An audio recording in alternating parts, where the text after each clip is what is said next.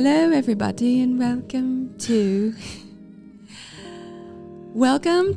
Undoing the Complex with Chantelle and Donta. Yes, setup is a little different today. There was a lot of tweaking. Yes, had to be. You're great at tweaking. Tweaking means another thing and different. Oh, no. Yeah, I mean, it's not, it's fine. Okay. Yeah, no, you're good. But yes, setup is, we're in the office. AKA Kobe's bedroom. AKA the storage room.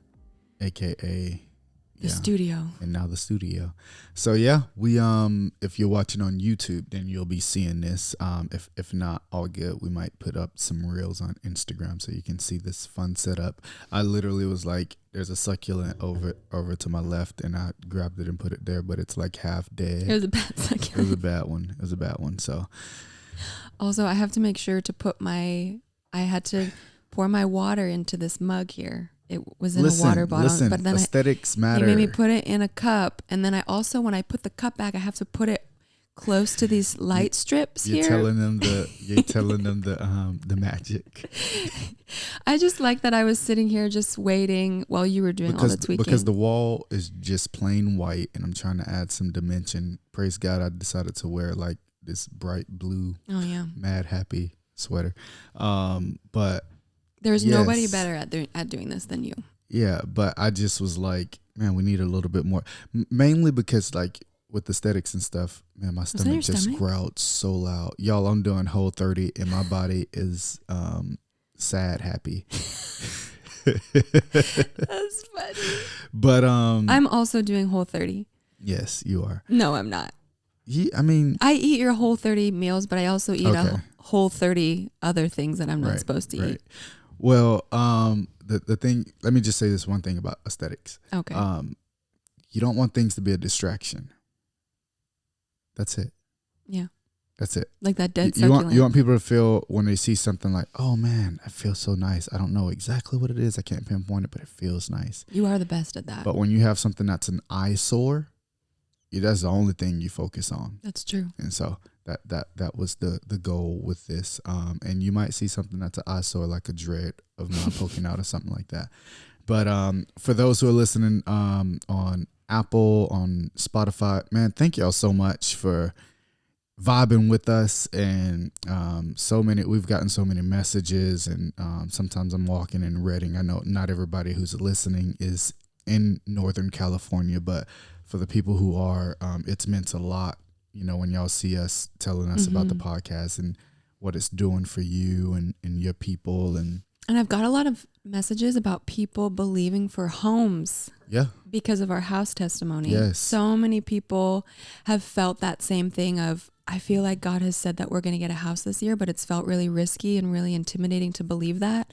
Yeah. But then after listening to y'all's house testimony, I'm pulling it in and believing it for myself. Yes. And so keep listening, keep letting us know how it's impacting you. Share it with friends. And then, of course, we love when we get to see the different ratings on there. I still want to know who did that 1-star rating on Apple. It could have been an accident. It could have been somebody who just like, no, crap. I think it was a troll out there. It's like when you're at the coffee shop and you try to push the custom tip button, but then you accidentally push the no tip button. Right. Yeah, I would believe that. And then you just feel like a jerk. I would believe that, but you can change that star. So. Oh, you can? So whoever you are, man, do your thing. I get it. We don't all agree. We can still love though. I think it's good. Yeah, but anyways, so everybody knows we're pregnant. That is true. That's why we've kind of bumped these podcast recordings to the morning time. I had a hard time getting up this morning. Yeah, but I have a hard time staying up past 8 p.m. So this is our new thing, trying to record podcasts in the daytime. Yes, we're gonna get there. Because we are, what are we now? 12, probably at the time this airs, 13 weeks pregnant. Yes. I just had an ultrasound. And it was actually the first ultrasound that I got to like solely focus on the little peanut in there. Because normally you're with me. I almost thought you said something else. Focused on the little peanut. I don't know where you're going with that one, but. Yeah, somebody caught it. Normally you're in there with me, or last time we had 2 of our boys in there with us, or sometimes Zai is in there and was in there crying when I had an ultrasound with Kobe, because so then you don't actually get to see the little baby in there because you're just busy with everybody else. Right. So this was the first time that I actually got to like see it, and it was so cute. It's the size of an apricot right now, which is what, this big? I guess so. I don't know what an apricot looks like. I don't know either. I don't know if I've ever eaten one. But we don't know the gender yet. Not yet. So those of you out there wondering, is it a boy or is it a girl? Although by the time this airs, we might know what it is. Yeah, that's true. But as of now, we don't. As of right now, we do not. But yeah. I mean, anyways, this is being released next week. So this isn't like, 3 months away that it's been released. So, all right. Well, we're going to hop into this topic. What are we talking about? We're basically talking about is marriage for everyone? Which I didn't like the title of this. I know. I wanted to let it just kind of sit there and see. People are like, is it? I want to get married. By the end of this podcast, you will know whether marriage is for you or whether it's not. That's not true. That's not true. But the reason why I didn't like the title of it was because that's what it made it feel like. But you have a whole context behind it that I like. Yes, because I think we all, if you're single and you want to be married, you kind of have in the back of your head, will I ever be married? That's really the question that single people have. That is if they want to be married. Now there are single people out there that don't have a desire to be married. And so I guess I'm kind of answering the question now. I haven't met a lot of them, but I don't know if I've met any of them. But here's the thing. Marriage is a choice. Marriage isn't this like thing that you have to do in life in order to get to the next great thing. Like marriage is a choice. Why are you looking at me like that? Because kind of when you say marriage isn't the thing that gets you to the next great thing, I was like, marriage is the thing that gets you to look at all of the places where you suck, and then you realize marriage is how hard. selfish you really are. Yes. And how much you don't want to lay your life down for someone else. Marriage is, I would say, one of the greatest commitments on planet Earth, if not the greatest. Is it harder than parenting? I think they're two very different things. Yeah. Yeah, I don't think they're on the same plan. I think if you would ask me 3 years ago, parenting has a certain phases of parenting. Like there's going to be a phase where the boys are out of the house and they're building their own lives. And all right, so then is marriage harder than parenting toddlers? I'm stuck with you. That's true. Yeah. But at least when we have a conversation, you don't hit me and yell at me. Well, there's some marriages that happens and they're working it out. Thank you, God. But go ahead. I don't know. I'm thinking about Kobe right now because Kobe's just hard, and it's hard parenting Kobe right now. So that's why I asked the question. Yeah, I guess when you're thinking about, man, is marriage for me? Well, if you have a desire to be married, then I believe that marriage is for you. And I believe that person is out there. You get out there, you start dating, learning how to do life with people, friends. Okay, we say this, but we also didn't do a lot of dating. Like there's people like I got married when I was talk about that 27. Yeah. So you got married when you were 20, 21. 21. So there wasn't very many years in there for you to question, oh my God, am I ever going to get married? You literally like graduated and like your voice deepened and then you got married. Right. You want to know, I see a lot of my friends that are older now. We have a lot of people around us that are either getting engaged. Like on our youth team, there's about 6 engaged people or no, there's a party that we had at our house, an engagement party, and in the room were 6 couples that were engaged. Right. 6 people that were engaged to each other. So there was 3 couples. So there was 3 couples. Still a lot, like within the same within time. Our like small core. Right. And so like, and then there's also other people that we don't even know or connected with that are getting engaged. So people are out there doing their thing. But like, I think the reality is, man, I'm learning how to date. I'm learning how to do life with people. And okay, wait, but I want to come about from the perspective of like being older. Okay. Oh, that's what I was gonna say. Sorry, Right, I'm glad you said that. That brings me back to the actual thought. Most of those people that I know are past like 24. So they're like at that age of where, 25, 26, 27, where like you think a lot more before you're saying, man, this is the person I want to marry. When I was 21, babe. So you're saying you didn't think about whether you want to marry. You just saw me and your immature brain chose me. Oh, I mean, not. There was a conversation one time when we were in a hard space in marriage and you were like, what did you say again? I was like, did I get married too early? That but was we had been married for like a year and I was like, what? No, because I realized that what I thought marriage was. For sure, because you were 21. And what marriage actually 100%. is. 100%. And that was just 1 year in. And then the next year I found out more. And then the next year I found out more. And it was like a whole revelation of what marriage actually is. And I think that now when I think about marriage and I think, is it for everyone? My answer is no, it's not. But if people can actually make the continuous choice of, man, I choose you no matter the season. I choose you no matter where we are. I choose you beyond your mistakes, beyond your shortcomings. I choose you because I said yes, because I know how to commit to the choices that I make. Right. Like marriage isn't about just what you can do for me, but I am choosing to die. Right. Not everybody want to do that. People have big dreams that if you have a belief that you being married or you having kids will short circuit your dreams, those different beliefs will cause you to not make certain choices. People have a struggle with committing to something because that means that you're saying no to other things. The reality is you are. Mm-hmm. You are. And some of that stuff is being grieved. Man, I got to grieve certain things that, you had to grieve a lot. I did because you had 6 years on me. You're like, I did that life already. That's true. And I'm out here like, man, I want to travel with my spouse. And now I got beautiful kids that are coming. I'm like, oh, we got to put that money somewhere else. Sorry, all the people who want to get married. You're like, do I really want to get married now?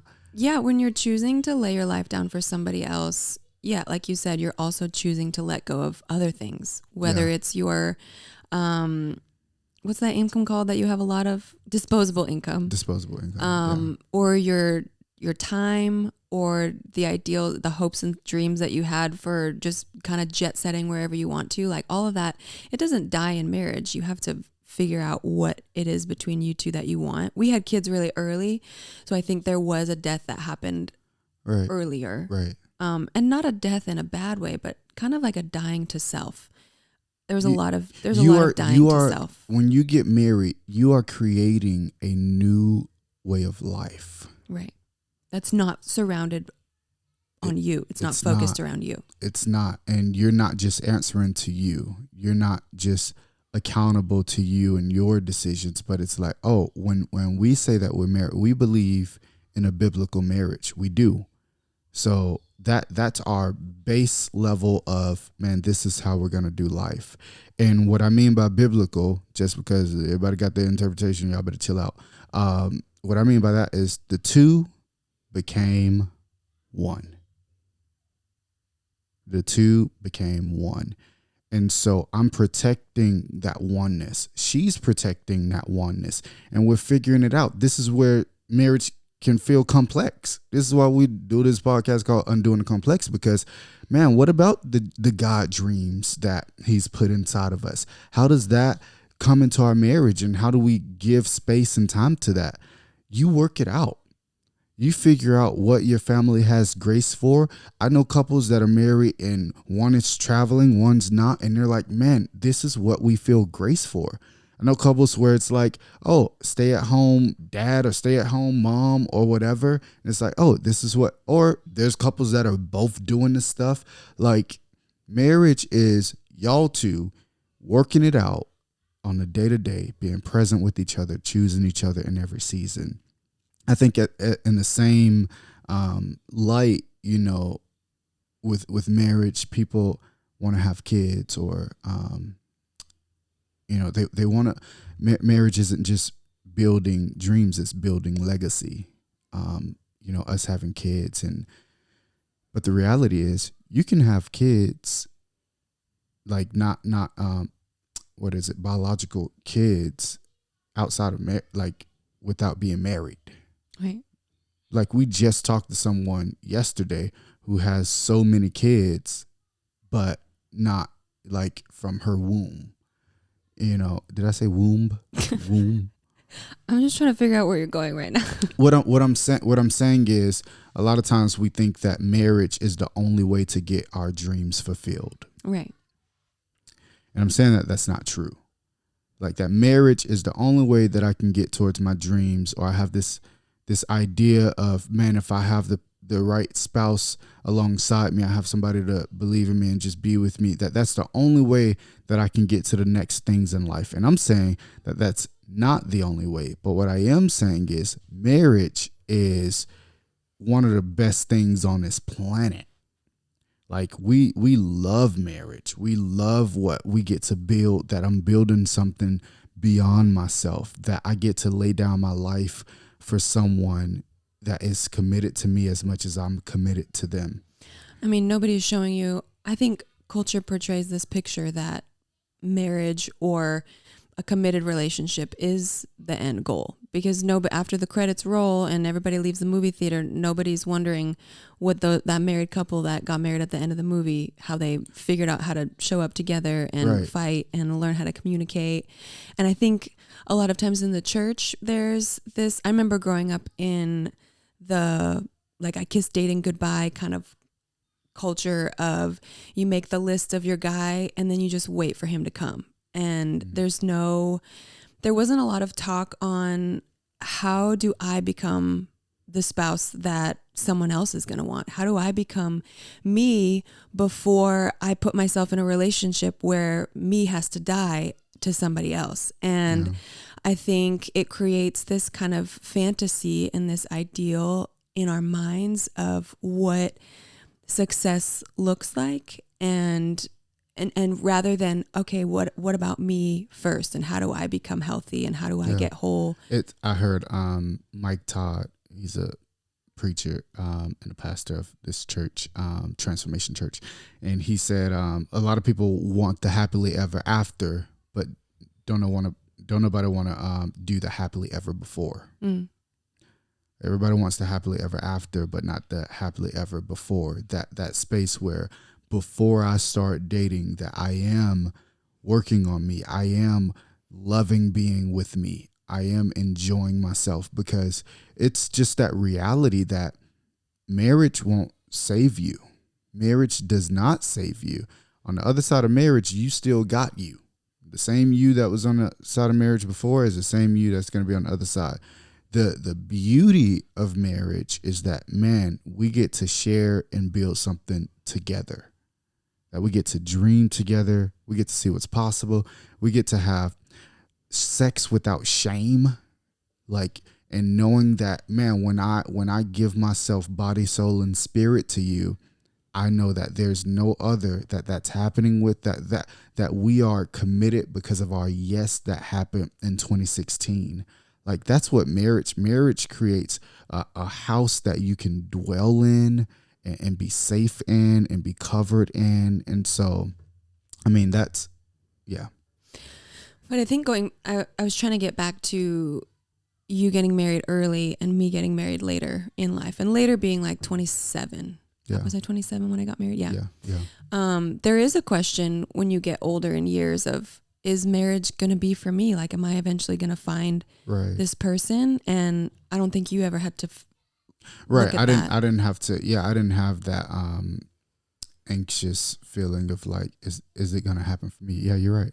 Right. And so I think there's a lot of people listening who they're wondering if they're ever going to find their person, or, and I think a lot of time it creates this space of anxiety and fear and disappointment and FOMO. And I remember being 27, I think I was 26 at the time, and getting scared about my eggs, which you wouldn't know because women's bodies and as you get older. And it makes you want to settle, and not in a way where you want to give up on the dream that you had, but where you're like, maybe good is better than nothing. And maybe the guy that I'm dating right now is better than being single and alone forever. But I remember in that season of my life taking that opportunity to be like, oh, I never actually took the space in my younger years to work on myself, and looked in the mirror and asked myself, am I the kind of person that I would want to marry? And it was a gift. I think Cole Zick said this on Wednesday night. When you're young, you have time as a gift. There's never, he said, didn't he say, your life is never going to get easier than it is right now? Yeah. And in being in marriage right now, we're married 5.5 years. We have 2 kids, 1 on the way. Life is insane. Like if we had to look at our internal world and figure out ourselves now, which we have to an extent, it's harder. It's so hard because you don't have time in the same way. You still got to show up to life's demands. Yeah. And trust me, it's demanding. Yeah. And so a single season is actually a gift because you get to do things in your single years that will be a lot harder to do when you're married. That's a hard thing to hear, you know, like when you're single. Right. Yeah. Because I'm saying this for people that are single, that are listening, that's like, dang it, I know you're right, but man, I just still feel disappointed, or I still feel pain, or I still feel fear. And I think I want to say that because that's valid.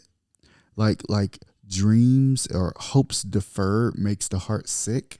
Like that's a real thing when you're like, you see people around you getting married, and you see people around you being pursued by that guy that you want to pursue you, or you see these things and you feel like, man, is that ever going to happen for me? What we're trying to say is, don't feel that and feel it deeply, but don't let that stop you from developing you. Like, don't let that be the thing that steals your energy from actually, man, okay, all right, now what do I need to do today for me to prepare myself? Because I'm seeing this over and over where friends of ours, I remember when they were single, and I literally I would see their life and I'm like, man, they're going to get married soon. I feel like they're going to meet the person, and they're like scrambling. They know who they are. They're like, is nobody ever going to date me? And I'm like, man, if they can just get over that, like, okay, I'm settled with me. Like, I'm okay with me. I think being able to, when you feel that pain or that disappointment, I think it's important to talk with people about it. Don't pretend like you're good. Don't pretend like you're loving single life when you're not. Like, talk with somebody about it so that you can get the right perspective, so that you can love it, so that you can say, man, I dealt with that fear. Right. Or I know how to deal with it when it comes up.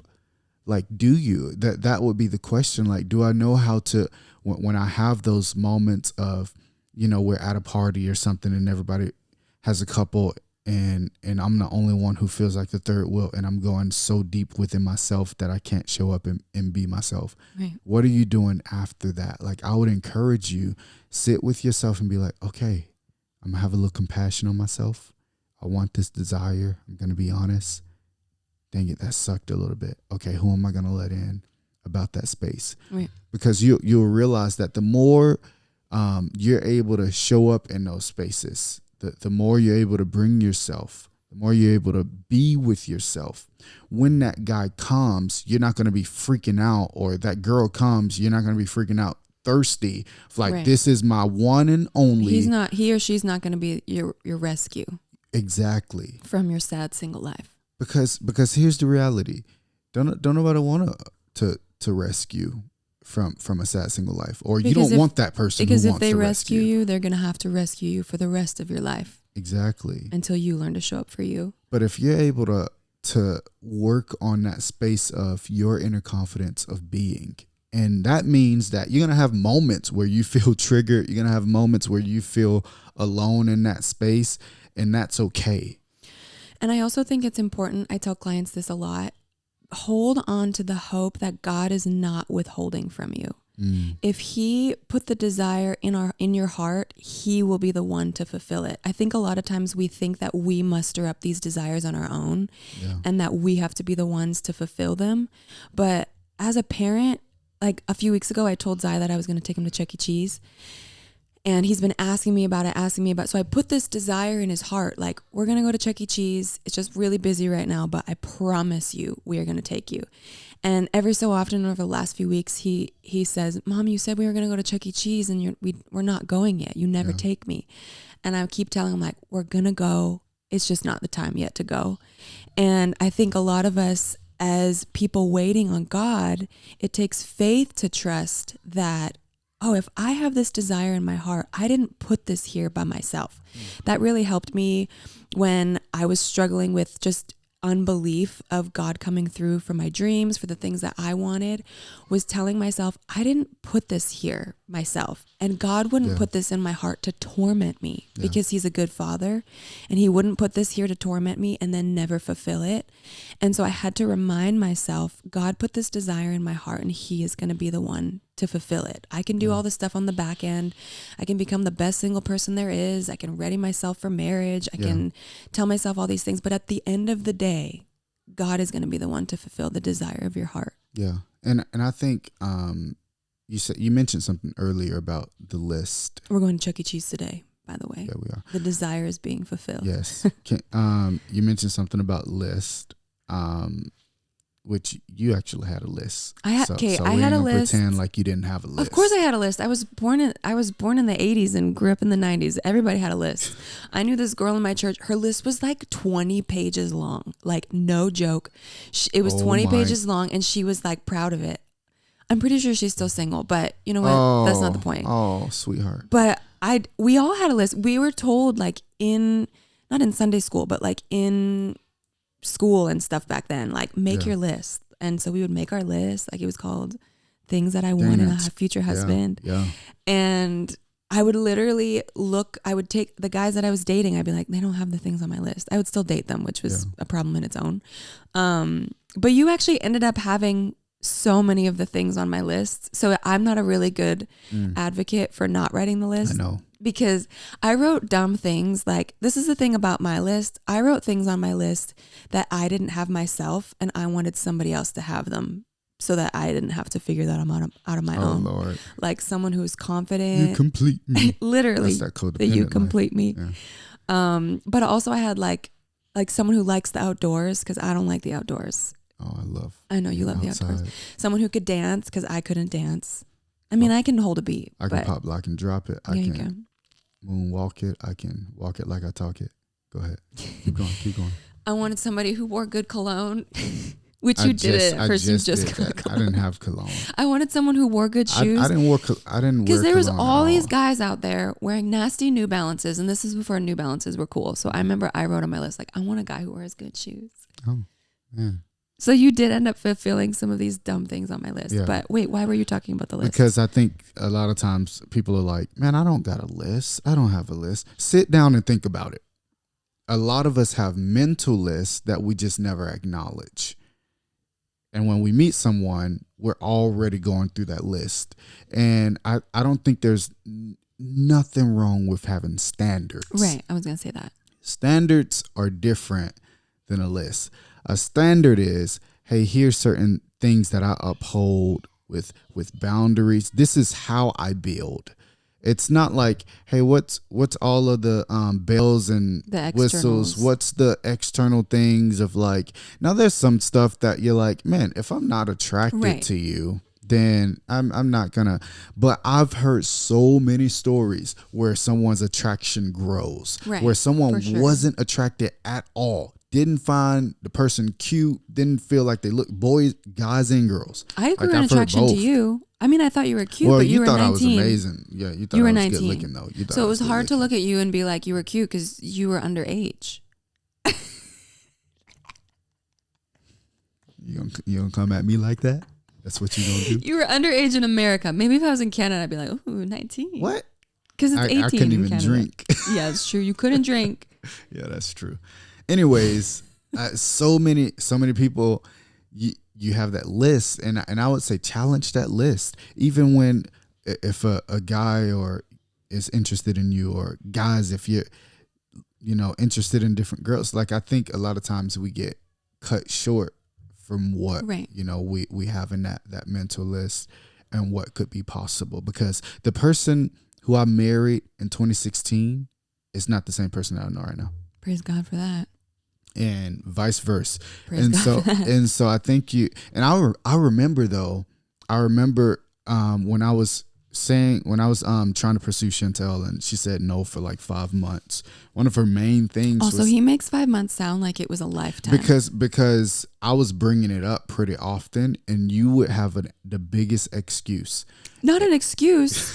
Excuse me. In my mind, it was an excuse. Those are my standards in the season. Great. But like, I remember early on though, you said something like, oh Lord, what are we doing now? I know. You said something like, I got years on you.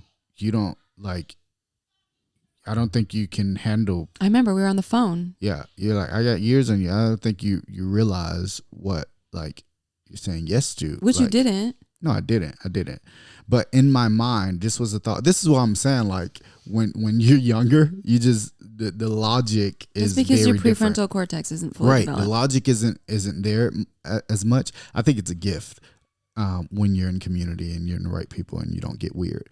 But like the logic that I had was, man, as long as we're both willing to grow, if we're always willing, dang, anything's possible. That was my logic. That's cute. My logic was, man, I don't care if you're like freaking whatever, like whatever you operating in life and need to figure out yourself or whatever. I'm like, man, there's certain things I found in you that I really love about you. There's certain things that I'm like, man, that's a big question mark. But it wasn't like red flags of like, man, if I try and, join my life with yours, I will die, and not a good death. Right.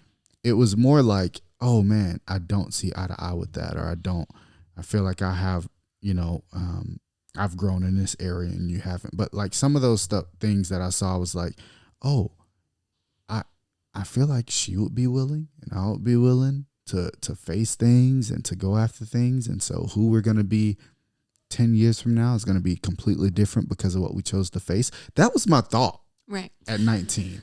And so I look back on that and I'm like, man, I would still have that. Now it would be a little bit more chiseled because you know a little bit more when you're 26 versus when you're 26 versus 19. Yeah, you got a whole lot more understanding of people and how they work and counting up the costs. I just think the older you get, the more costs you got to count. The older you get, the more you have to think about, man, what am I giving up? What have I had established and haven't, what am I going to have to share? Right, because you're more established in your life, in your career, in the things you're going after. Yeah. Like even myself saying yes to you was harder because you're I was like about to be going after becoming a therapist. Yes, exactly. I had a whole kind of life plan mapped out. Yeah. You had just graduated from high school and coming into ministry school. Yeah. And so the costs for me felt higher in a sense. I remember me and your dad having a conversation. Praise God, he had vision like I do. Me and him, I would say a little bit more similar. I don't know if he feels that way, but just in how we imagine the future is more like possibility. And you good? I'm getting hot ears. Okay, she has this thing where she get hot ear. Listen, y'all, I don't know Usually what this is. Usually it's just one hot ear. Listen, I don't know if this is because you white or what. I don't know, because I never experienced that where I grew up. It's the worst thing you get. And one I didn't believe it ear. at first. I didn't believe it. You said early on in marriage, I got hot ears. I got hot ears. I'm like, what the heck is a hot ear? And I did not believe it. In my mind, I thought you were just like, okay, it's a mental thing. You just got like you're good, like, and it would be like, okay, she got hot ears. Great. But now you can see like, my hot ear from across the room. Her ear gets red, like inflamed out of nowhere. I think it's a nervous, like a nerve system, like a thing. No. It's if like something, it touches it too long or it gets like bumped. Babe, I'm telling you, there's been times where literally you ain't doing nothing and randomly your ear inflames and you're like, I got hot ears. All right, y'all, if you're a doctor out there, come and diagnose my hot ear and tell me what it's actually called. And her whole ear gets red. I touched it once and it was just my ear. Hot. Nothing around it. It was just hot. My ear. And it's cold outside. We ain't doing nothing. I touch her ear and it's hot. It's one of those phenomenons that you find and you're like, man, mystery. Kind of like that phenomenon I have when I drink sparkling waters. Yeah, when we should do sparkling water on this thing so people can see what I have to endure every time you drink. And I'm sure this happens to multiple people. No, this is not a thing, babe. This is you and only It's you. my first sip of sparkling water. I take a sip. And she does that sound. Every time, listen to me. It's just the first sip. It's not the first sip. Every time. It's just the first sip, my babe. love. All right, after this podcast, we're literally gonna have you go drink some sparkling water because it is just not the first sip. She drinks. It's like my body is acclimating to the bubbles. It's like her body is having a convulsive reaction. Literally, she drinks it and it. And like her neck like throws back and I'm like, is her head about to fall off her neck? You used to say to me all the time, babe, one day that's going to happen to you on national live TV television. Or national television. I'm like, first of all, why am I on national television? Second of all, why am I drinking sparkling water on national television? I'm going to make sure if I'm there or your PA, I'm going to be like, just make sure she don't have sparkling water because I don't want my wife to become a meme out there. I did drink sparkling water before a group coaching program a couple weeks ago and I was burping up a storm. I felt so bad. Yeah, but that thing, that's not a burp. I don't know what that is. I told you, it's my body acclimating to the bubbles. Okay. All right. Anyways, what were we talking about? I don't even remember. All of my ticks. I'm going to just go to the next discussed. thing. Wait, I was going to say something. Okay. On the side of not making a list, because there's that side of, okay, don't create a list that is so exclusive that you veto yourself out of any possibility that you could ever have and close doors. Measure that list up with other people's thoughts, people that you trust, because a lot of times we have those mental lists or things that we have in our mind. If you've never gotten to the point where you've been pursued, married, now if you've been divorced before, you already know kind of what the pursuit. Maybe you can't say that, you don't know. Maybe not. Okay, yeah, you're right. But what I'm saying is, asking other people can give you perspective that you might not have, because you can have some weird standards or some weird requirements to be able to date that you're like, oh man, I learned this in this place, but actually that's not true. So you're saying if I would have opened up to my youth pastor and say, hey, what do you think about nice shoes, smells nice, and dances on my list? Exactly. What do you think about that? Exactly. They would laugh at you and say, well, what made you think that thought? All right, let's talk that through. My insecurities. Yeah. Like having someone where you can talk to and say, man, I feel like talk about you. Don't talk about the same conversation that every single person has that want to get married. Why won't anyone choose me? Right. That's what everybody's asking. Like, why can't I find the right one? And that's the thing that we're bringing to community. That's the thing that we're bringing to leaders. Like, don't ask that question. Ask like, all right, here's what I want. Is that too much? Right. Is that too? I need you to be honest with me. I'm not looking for validation in this moment. I am marriage worthy. Start with that belief. I am worthy of marriage. Like, I want to be married. And I'm going to get there. I'm worthy of it. So I'm not asking for validation. I'm asking so that I can get more ready, so that I can be more confident, so I can show up, and so that I can make sure that, man, if that person comes along the way, I don't dismiss them because of this weird belief or standard that I have that I didn't know was weird. I didn't know was off. I didn't know was the thing or the things stopping me from seeing this guy or this girl as a potential partner for life. Right. I was just going to say on the flip side, and then we can move on. Yeah. I had to create a new list, so to speak, because I think for some of us out there who have made a lot of messes in relationships and who have just dated whatever they've come by out of their own insecurity, out of their own pain, out of their own lack, which is where I was, then you don't really have any standards. And so creating a list, like, I want someone who's honest and who takes care of himself and who is kind and who has their stuff figured out, not all figured out, is there needs to be a list made on that side. Otherwise, like myself, I would just, anybody who liked me, I'd be like, all right, come here. Right. And so setting a list on the flip side of, like we were talking before, standards actually sets you up to not just get into any relationship because you feel so desperate and you're trying to fill your pain with somebody else. It's taking a look at yourself and being like, oh, I've been dating because I'm actually in pain. Oh, I'm actually in these relationships because I'm trying to fill a hole inside of myself that I've never got met because I don't know how to. I don't know how to go after my healing. I have a lot of pain, a lot of rejection. Yeah. And so, what do you want to say? If you, your mouth's like wide open. You do this thing where you're like, Donta does this thing where I know when he wants to say something because he's saying, yeah, like he's listening, which he is. I think you actually were listening in that moment, but it's like where his brain turns off to listening and he's just waiting. Yeah. Trying to get his word right in, slide it right in. So what I was going to say. I'm sure you're going to say something great though. What I was going to say is when you're, man, my thought literally left. I'm sorry. I feel like this like setup makes me feel like we're on a talk show and I just want to like. All right, come on. We got to stay here because people are listening and needing this. Oh, when you are looking for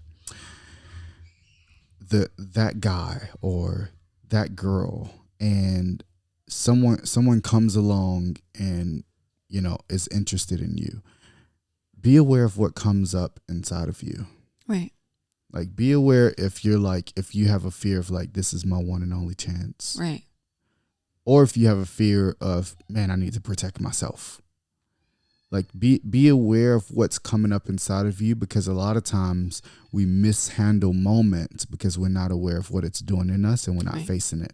Or what need it's fulfilling. What need it's fulfilling. Like, I would say if you feel like, man, I have a pressure to run into relationships, or not a pressure, I have a habit, a tendency of running into relationships, I would encourage you to start asking yourself, man, why do I feel like I just run into relationships? And if you can't get to an answer, or if you don't want to face that alone by yourself, go to Come Alive Life Coaching. I was about to say, go to www.comealive. No, I'm serious. I'm serious though. You're making a joke, but okay. I'm serious. Like, Chantelle will be able to help you actually walk through what's actually going on inside of me. And if you don't want to go that route, find a counselor or find someone who loves marriage.